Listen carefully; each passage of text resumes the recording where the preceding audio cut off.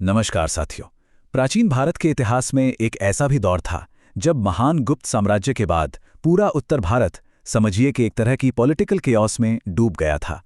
छोटे छोटे राज्य आपस में ही लड़ रहे थे और इसी उथल-पुथल के बीच सिर्फ 16 साल की उम्र में एक लड़के ने न सिर्फ इस बिखराव को रोका बल्कि एक इतने विशाल और कल्चरली रिच साम्राज्य की नींव रखी, जो कि हाँ, आपके एसएससी और यूपीएससी एग्जाम्स का एक बहुत ही पसंदीदा टॉपिक है।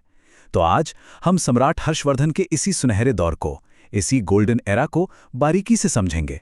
जरा सोचिए, एक ऐसा लड़का जिसके परिवार की हत्या हो चुकी है, बहन कैद में है और पूरा राज्य दुश्मनों से घिरा हुआ है। ऐसी सिचुएशन में सिर्फ 16 साल का एक लड़का क्या कर सकता है? क्या वो एक साम्राज्य खड़ा कर सकता है? यही वो सवाल था जिसका सामना युवा हर्षवर्धन को करना पड़ा था। तो चलिए उनकी इस इनक्रेडिबल जर्नी को एक-एक करके समझते हैं। देखिए, इस पूरे एनालिसिस में हम एक स्ट्रक्चर्ड तरीके से आगे बढ़ेंगे। सबसे पहले हम देखेंगे कि वो कौन सी मुश्किलें थीं जिन्होंने हर्ष को सम्राट बनाया। फिर पंच भारत को एक करने की उनकी मिलिट्री स्ट्रैटेजी को समझेंगे। इसके बाद उत्तर और दक्षिण के उस महायुद्ध का एनालिसिस करेंगे जिसने भारत की सीमाएं ही बदल दीं। फिर हम देखेंगे हर्ष का कल्चरल कॉन्ट्रीब्यूशन और आखिर में जो सबसे ज़रूरी है, एग्जाम में आने वाले खास फैक्ट्स का एक क्विक रिवीजन करेंगे। तो चलिए शुरू करते हैं। हमारा पहला हिस्सा, संकट से सम्राट तक। यहां हम उन घटनाओं को समझेंगे जो हर्षवर्धन को सिंहासन तक ले आईं।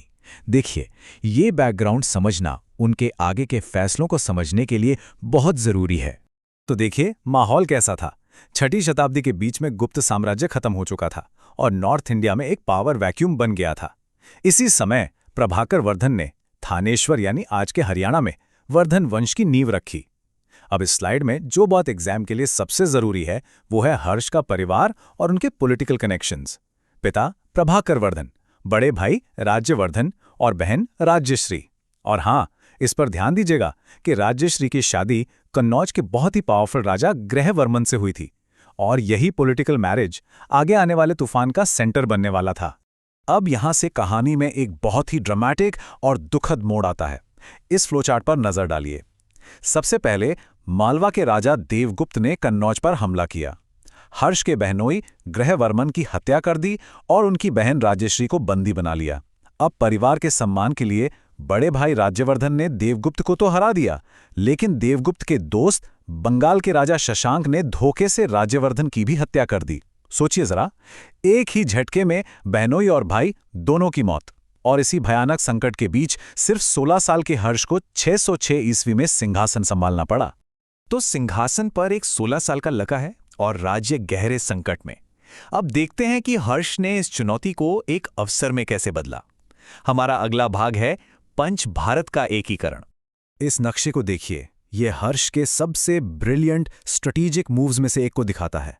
उन्होंने अपनी राजधानी थानेश्वर से कन्नौज शिफ्ट कर दी। अब सवाल उठता है, ऐसा क्यों किया? क्योंकि कन्नौज सिर्फ गंगा के उपजाऊ मैदान के बीच में ही नहीं था, बल्कि उस वक्त के बड़े बड़े ट्रेड रूट्स और पॉलिटिकल सेंटर्स का हब था। यहां से पूरे उत्तर भारत पर कंट्रोल रखना कहीं ज्यादा आसान था और यहीं से उन्होंने अपना साम्राज्य फैलाया, जो पंजाब से लेकर मध्य भारत में नर्मदा नदी तक फैला हुआ था।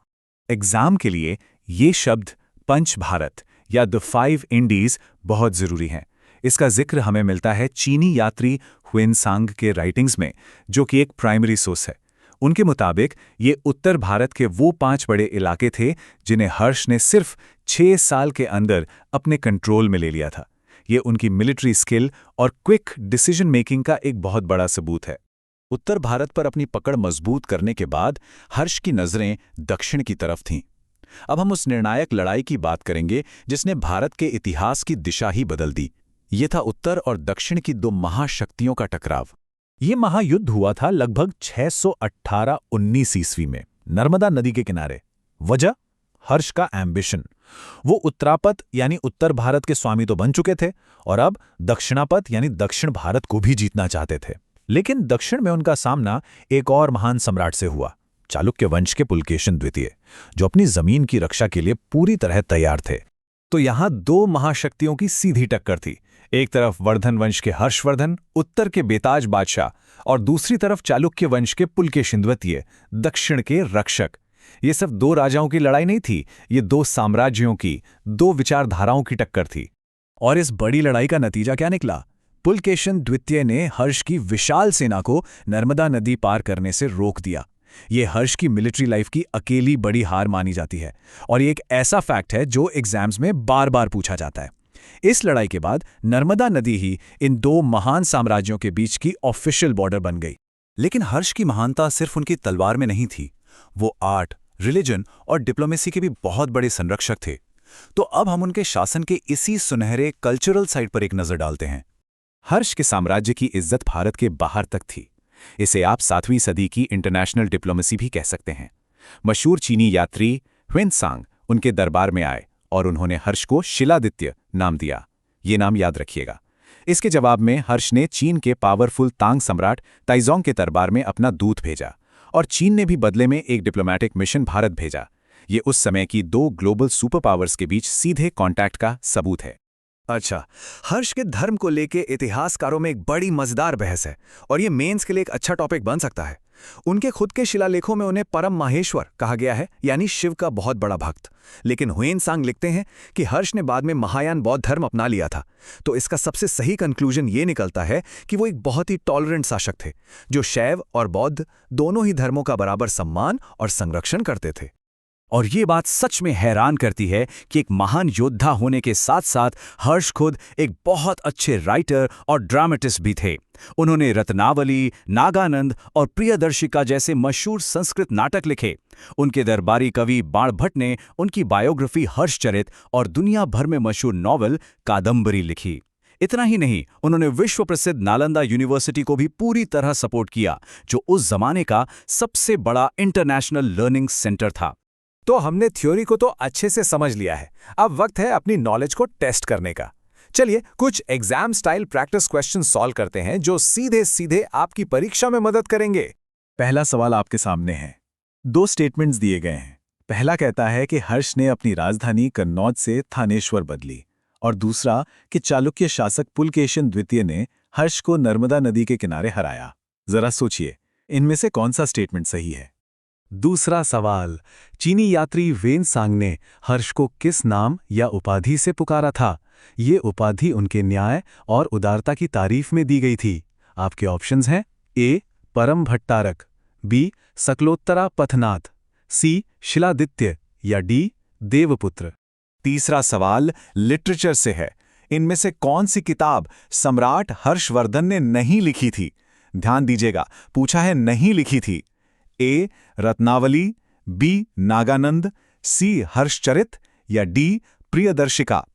ऑथर और बुक मैचिंग वाले सवालों के लिए ये बहुत जरूरी है। और ये रहा आखिरी सवाल। हर्ष हर 5 साल में एक बहुत बड़ी सभा करते थे, जिसे महामोक्ष परिषद कहा जाता था। इसमें वो अपना सब कुछ दान कर देते थे। ये सभा किस जगह पर होती थी? ए कन्नौज, बी थानेश्वर, सी नालंदा या डी प्रयाग। चलिए अब फटाफट जवाब देख लेते हैं और अपना स्कोर चेक कीजिए। पहले का जवाब है बी, केवल 2, क्योंकि राजधानी थानेश्वर से कन्नौज गई थी, उल्टा नहीं। दूसरे का जवाब है सी, शिलादित्य। ये नाम ह्वेनसांग ने दिया था। तीसरे का जवाब है सी, हर्षचरित, क्योंकि ये तो उनकी बायोग्राफी है जो उनके दरबारी कवि बाणभट्ट ने लिखी थी।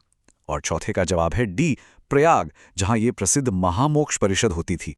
तो अब इस माइंड मैप को देखिए।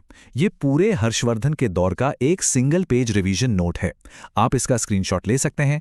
इसमें पॉलिटिकल, मिलिट्री, कल्चरल और रिलीजियस सारे पहलू शॉर्ट में दिए गए हैं। राजधानी का बदलना, नर्मदा की लड़ाई, उनके नाटक, बाणभट्ट की किताबें और उनकी धार्मिक नीति, सब कुछ एक ही जगह पर। आपके लास्ट मिनट रिवीजन के लिए ये एकदम परफेक्ट है। तो आखिर में हम ये कह सकते हैं कि हर्ष का शासनकाल प्राचीन भारत के आखिरी महान साम्राज्यों में से एक था। ये पॉलिटिकल यूनिफिकेशन का एक आखिरी शानदार दौर था, जिसके बाद भारत में क्षेत्रीय शक्तियों यानी रीजनल किंगडम्स का दौर शुरू हो गया। उनकी विरासत हमें एक महान साम्राज्य बनाने वाले, कला को संरक्षण देने वाले और एक टॉलरेंट शासक के रूप में हमेशा याद रहेगी। उम्मीद है ये विश्लेषण आपके लिए फायदेमंद रहा होगा।